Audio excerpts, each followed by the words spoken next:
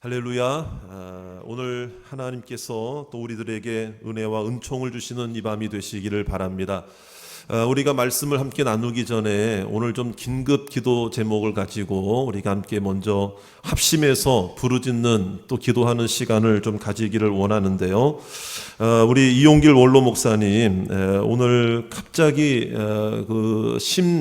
심장에 이상이 생겨서 심정지 상태까지 오는 어떤 그런 위급한 시간이 있었습니다. 그래서 지금 천안에 있는 병원으로 긴급하게 오늘 가셔서 이제 시술도 안 되고 또 수술도 안 되고 이런 상황이에요. 그래서 지금 현재 상태가 심장 기능이 다 지금 망가진 상태에 있습니다. 그래서 기계를 의존해서 심장이 움직이고 기계를 의존해서 혈액을 순환시키는 그런 상태에서 이제 그 지방에서는 손을 쓸 수가 없어서 내일 중앙대로 이송을 하셔야 돼요.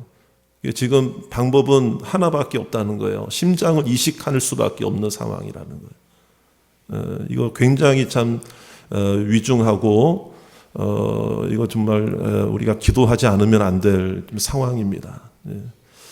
얼마 전부터 좀 전조 증세가 이렇게 자각 증세가 있으셨다고 했는데 이런 상황이 되고 말았어요. 그래서 우리가 오늘 이 시간 그러나 하나님 심장 이식도 이게 사실 쉬운 건 아니지 않습니까? 그래서 이제 증여자도 나타나야 되고 또 내일 내일 중앙대로 이송을 하시게 되면 이런 이식을 받는 그런 부분들도 타이밍도 잘 맞아야 되고 또 심장 수술 자체도 쉬운 수술이 아니지 않습니까? 그리고 심장 수술을 하고 나서도 좀 하나님의 은혜로 기적과 같은 하나님의 손길로 우리 이용길 원로 목사님 내일 중앙대 병원 이송과 또 심장 수술과 그리고 수술 후에도 온전한 몸으로 다시 회복이 되어져서 그 모든 육신의 제 기능이 다시 회복되게 해달라고 우리가 하나님께 부르짖고 하나님의 손을 의지해야 할 줄로 믿습니다. 그래서 이혁 집사님과도 제가 이제 전화를 했는데요. 이제 내일 이송하고 중앙대 병원으로 이제 올라오시고 또 수술을 해야 되는 그 상황 속에서 목사님의 어떤 그 다른 건강적 육신의 상황이 잘 버텨주셔야 된다는 거죠. 이런 여러 가지 상황들이 다 기도의 제목이라고 생각이 됩니다.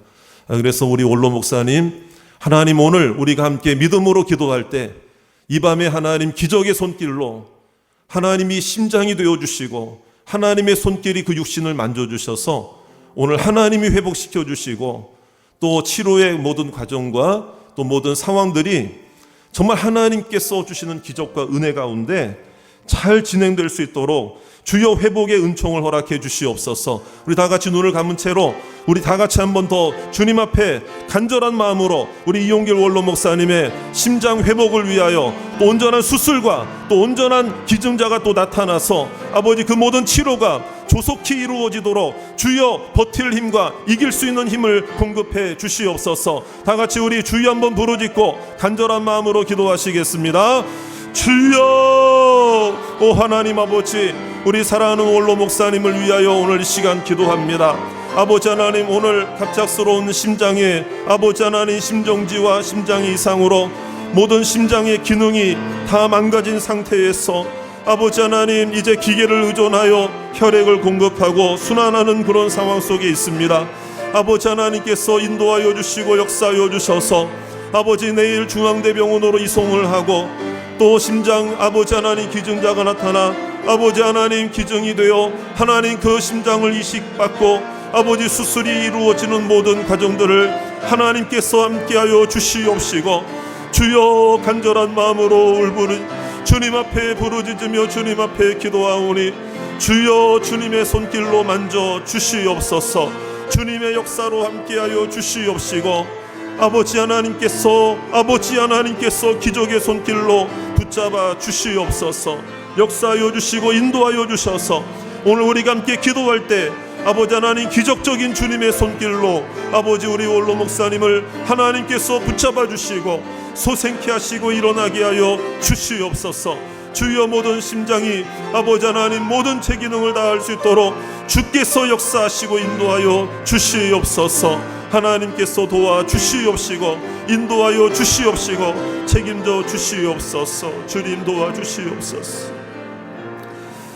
살아계신 하나님, 간절한 마음으로 우리 원로 목사님을 위하여 믿음으로 간구합니다. 하나님, 우리 목사님에게 하나님께서 다가가 주시고 만져주시고 주님의 기적의 손길로 붙잡아 주시옵소서. 아버지 속히 회복되게 하여 주시옵소서.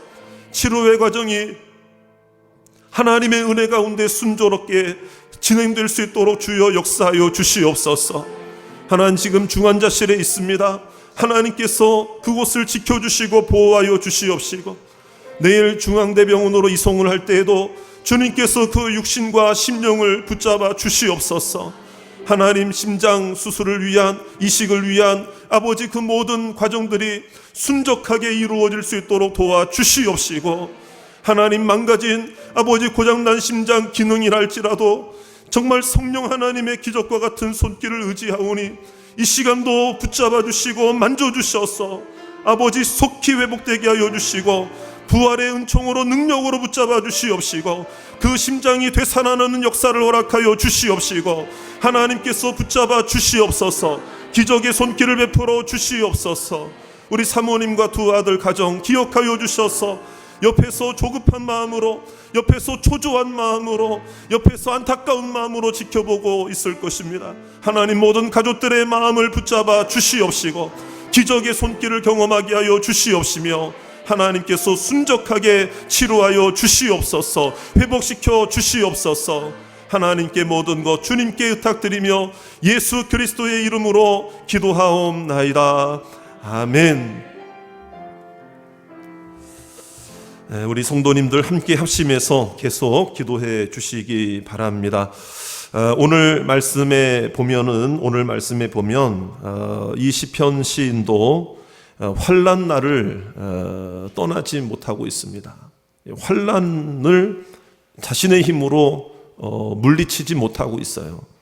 우리 2절에 있는 말씀에 보니까 나의 환난 날에, 그래, 나의 환난 날에. 한번 저를 따라 합시다. 나의 환난 날에. 자, 여러분들은 개인적으로 어떤 환난 날을 경험했습니까? 지금도 환난 날에 내가 지금 있습니다. 이런 그 고백을 하시는 분들도 있으실 거예요. 자, 그렇다면 환난 날에 당연히 믿는 성도들은 해야 할 것이 무엇입니까? 오늘 2절에 잘 나타나 있잖아요. 내가 나의 환난 날에 내가 누구를 찾았으며 주를 찾았다. 너무나도 당연한 말이죠. 자, 그런데 오늘 이 시인이 그 뒤에 이 앞뒤가 안 맞는 이야기를 한 가지 해요. 그것이 뭐냐면요, 내가 주를 찾았으며 밤에는 내 손을 들고 거두지 아니했다. 손을 들었다는 얘기는 기도했다는 거예요. 그냥 기도하는 정도가 아니고 부르짖었다는 거예요. 자, 당연히 환난 날에 주를 찾고 손까지 들어가면서 기도했다면 여러분, 그 기도한 일에 대해 뭔가 기대감을 가지고 응답을 바라고 이런 기도를 하고 주님을 찾았을 거 아니겠어요? 근데 그 뒤에 보면은요, 뭔가 앞뒤가 안 맞는 고백을 해요. 자, 그게 뭐냐면 내 영혼이 뭐 받기를 거절했다. 여기서 말하는 위로가 누구의 위로겠습니까? 하나님의 위로잖아요. 여러분, 고난당하고 환난당할 때 오직 하나님만이 우리를 위로하실 줄 믿으시기 바랍니다. 그런데 오늘 이 시인은 뭐라고 말하는가 하면 내가 주님을 찾았다. 내가 주께 기도하고 손을 들었다. 그런데 뭐예요? 하나님의 위로를 뭐 했다는 거예요? 거절했다는 거예요. 여러분, 당연히 기도했으면 하나님의 위로가 임할 때 여러분, 우리는 어떻게 하면 거절해야 됩니까? 받아들여야 됩니까? 당연히 받아들여야죠. 근데 왜 시인은 오늘 이 말씀은 정반대로 이야기를 하는 것일까? 거절받기를 싫어해서 그런 걸까요? 기도하는 사이에 마음이 바뀐 걸까요? 하나님 앞에 극도의 서운한 마음을 여러분 가지고 하나님 나를 위로하려고 하면 아까 기도할 때 주셨어야지 위로를 왜 지금 매사 나를 위로합니까? 나 이제 위로 안 받아요. 거절합니다. 이런 마음으로 거절한다고 이야기를 하는 걸까요, 여러분? 사실은 이렇게 고백하는 이유가 있어요. 그 이유는 당연히 하나님의 위로를 거절하는 게 아니죠. 그런데 여기서 이렇게 고백한 이유는 딱 하나예요. 뭐냐면 자기가 환난당하고 어려움을 당할 때 하나님을 향해 간구할 때 위로받는 건 너무 좋은 일이긴 하지만 위로받기를 원하는 마음으로 기도한 건 맞지만 하나님 앞에 기도하고 보니 하나님 앞에 위로받는 것보다 더 중요한 것이 있다는 것을 발견한 거예요. 그래서 완전히 거절하고 하나님에 대한 상심한 마음으로 거절한 게 아니에요. 그게 아니라 하나님이 나를 위로해 주시는 건 너무나 감사한 일이지만 그 위로보다 나에게 내가 깨달은 더 중요한 게 있다. 이게 뭐냐? 그러니까 이걸 깨닫고 나니까 자기는 하나님 앞에 위로를 받을 자격조차 있다는 거예요, 없다는 거예요. 이 하나님의 너무 크신 은혜와 사랑을 생각할 때 자신의 삶을 돌아보게 되니까 하나님 위로해 주시는 건 너무 감사한 일이지만 그럴 만한 내가 위로받을 만한 자격이 있는가? 이런 것들을 생각해 보게 되었다는 거예요. 그래서 위로받기 전에 더 중요한 것이 무엇인가를 인생의 모습이 무엇인가를 이 시인이 깨닫게 되었다는 거예요. 여러분 기도할 때 응답도 중요해요. 위로받는 것도 중요해요. 은혜 받는 것도 사모하시기 바랍니다. 하나님의 기적도 사모하시기 바랍니다. 하지만 우리가 하나님 앞에 정말 직면하여 고난의 환난의 때를 만나게 되었을 때 나 자신을 돌아볼 때 뭐예요? 여러분 하나님 앞에 과연 내가 이 위로를 받을 자격이 있는가? 이런 부분들을 자신의 삶을 돌아보게 되더라 이 말이에요. 그러니까 오늘 제목이 뭐냐면요, 어렵고 힘들 때 우리 인생 속에 생기는 질문들이 있다는 거예요. 그러니까 오늘 이 시인도 그런 그 질문을 던지고 있거든요. 자, 그래서 하나님 앞에 이런 그 위로 하나님이 해주시는 건 너무 감사한 일이긴 하지만 더 중요한 게 뭐예요? 환난 당할 때에 자신의 삶을 돌아보게 되더라 이 말이에요. 자, 우리 한번 4절 말씀, 3절, 4절 말씀도 보세요. 내가 하나님을 기억하고 불안하여 근심하니 내 심령이 상함. 하나님을 기억하면 마음이 평안이 있어야 되는데 왜 심령이 상한다고 이야기를 할까요? 이게 하나님 앞에 영적인 이 고민, 하나님 앞에 이 영적인 자신의 삶을 돌아볼 때 이 하나님 앞에 내가 감히 기도할 수 있는가? 내가 정말 위로받을 자격이 있는 사람인가? 그래서 이 환난 당할 때에 이 5절의 고백을 하고 있는 거예요. 5절. 자신의 삶을 돌아보고 자신의 지난 세월을 돌아보게 되었다는 거예요. 우리 5절 말씀을 다 같이 한번 읽어보겠습니다. 시작. 내가 옛날 곧 지나간 세월을 생각하여 싸우며 그러잖아요. 그러니까 당장 위로도 필요하고 당장 은혜도 필요하고 당장 하나님의 도우심도 필요한 게 사실이지만 이 환난 당할 때에 하나님 앞에서 내 삶을 돌아보게 되더라 이 말이에요. 그러면서 끊임없는 질문을 던지는 거예요. 무슨 질문을 던집니까? 자, 7절 말씀부터 그 질문이 나와요. 주께서 영원히 버리실까? 다시는 은혜를 베풀지 아니하실까? 그의 인자하심은 영원히 끝났는가? 그의 약속하심도 영구히 패하였는가? 9절 말씀 보세요. 하나님이 그가 베푸실 은혜를 잊으셨는가? 노하심으로 그가 베푸실 긍휼을 그치셨는가? 이 질문을 던지는 것 하나님 앞에. 그런데 이거는 잘 생각하셔야 돼요. 하나님을 향해서 직접적으로 말하는 불평과 원망의 질문이 아니라 사실은 힘들 때, 어려울 때 하나님을 향한 질문이 아니라 자기 자신을 향한 질문이라 이 말이에요. 그러니까 오늘 이 말씀은 어떻게 보면 불신의 고백인 것처럼 보이고 낙심한 자의 고백처럼 보이지만 여기에 굉장히 중요한 의미가 담겨져 있어요. 자, 여러분, 우리가요, 힘 빠질 때도 언제이고 힘이 날 때도 언제입니까? 예를 들어서 우리 주변의 환경이 나를 힘들게 하면 힘이 빠져요. 누군가에게 어떤 이야기를 들으면 힘이 빠져요. 갑작스럽게 안 좋은, 좋지 않은 소식을 들으면 힘이 빠져요. 그러니까 외부로부터 우리를 힘 빠지게 만드는 여러 가지 요인들이 우리에게 있다고 생각이 돼요. 자, 힘이 날 때도 어떻게 언제 힘이 납니까? 좋은 소식이 들릴 때, 내가 원하는 게 이루어졌을 때, 그때 힘이 날 수도 있잖아요. 그렇죠? 그런데 그거는 진정한 힘이 나는 게 아니라는 거예요. 여러분, 자기 자신을 깨닫지 못하고 내 안에서 솟아나는 그 평안과 그 힘, 능력 어디서 나오느냐면요, 이 외부적인 환경과 요인에서 우리에게 그 힘이 주어지는 게 아니라 내가 하나님 앞에 어떤 존재이냐. 여러분, 환난과 어려움과 문제가 내 가운데 생길 때에 흔들리지 않는 우리들의 모습이 오히려 하나님 앞에 설 수 있게 만드는 힘이 될 줄로 믿으시기 바랍니다. 외적인 요인이 아니라는 거예요. 그러니까 여러분, 이 시인은 자기 자신을 향한 질문을 던지는 거예요. 그러니까 우리의 인간적인 눈으로 볼 때는 난 소망이 없어, 끝났어. 조그만 환난을 당해도 나는 가망이 없어. 그러면서 그런 부분들을 자기 자신을 돌아보면서 질문들을 던질 때 이게요, 여러분, 어떻게 보면은 신앙적이지 않은 질문들을 던질 때가 많아요. 그런데 오늘 이 시편 말씀에 아주 위대한 전환이 하나가 이루어지는데 그 전환이 뭐냐면, 자, 10절에 있는 말씀이에요. 10절 말씀.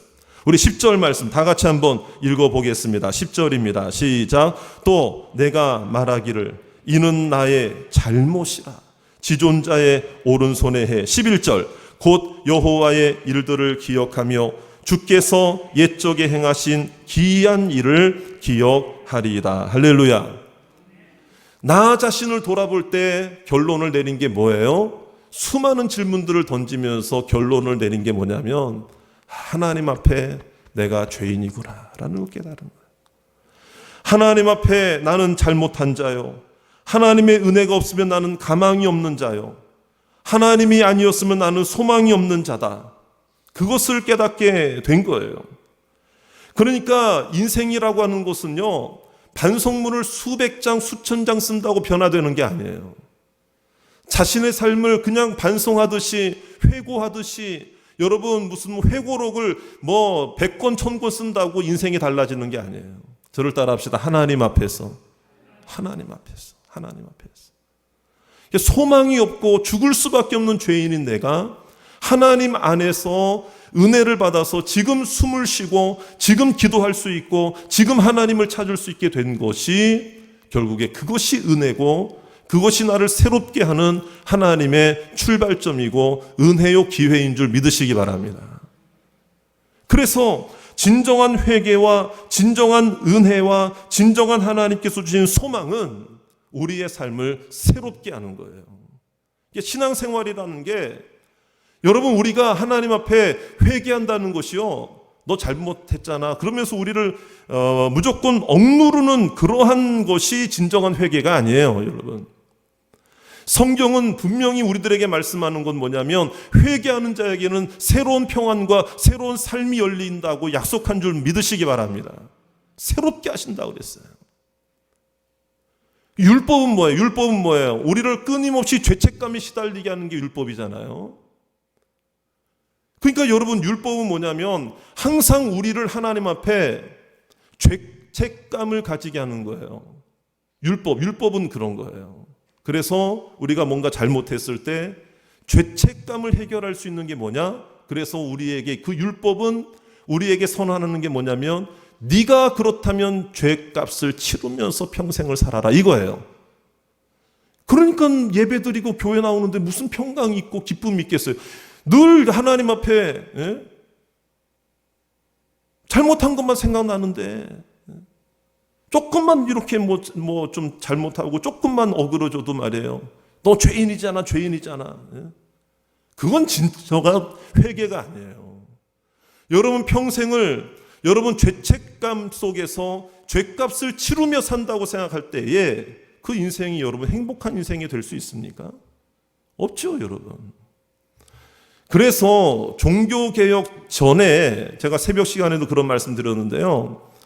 종교개혁 전에 이 카톨릭에서는 성경을 제대로 안 가르쳐요. 사제들만 성경, 라틴어로 어려운 성경, 헬라어 성경 이런 걸로 그 연구를 하고 그래서 성도들에게 가르치는데 성경을 읽게끔 가르쳐주질 않아요. 성경이 번역되지 않아요. 쉬운 언어로 번역되질 않아요. 그러면은 이단시하고 그래서 어떤 사람은요 영어로 주기도문을 번역했다가 화형을 당했어요. 그 당시에 중세 시대에 어떻게 거룩한 언어로 번역된 성경을 저렇게 천한 영어로 번역을 해가지고 사람들한테 알렸느냐? 그게 죄목이 된 거예요. 화형을 당했잖아요. 그러니까 성경을 읽지도 못하게 하고 성경을 가르쳐줘도 잘못된 것을 가르쳐주고 하니까 이 성도들이 성경을 모르니까 잘못된 신앙으로 살아가는 거예요. 이게 성경을 안 가르쳐주니까 성당에 가면은요, 여러분 중세시대에 성당에 가면 무슨 성상, 형상들, 그림들 많아요, 적어요. 얼마나 많습니까? 그게 왜 그런 줄 아세요? 성경을 못 읽게 하니까 그림을 또는 형상을 만들어 놓고 조각상을 만들어 놓고 저게 천지창조야. 저게 예수님 태어난 거야. 저게 오병이어 기적이야. 저게 무리를 걸어간 거야. 저게 홍해 가른 거야.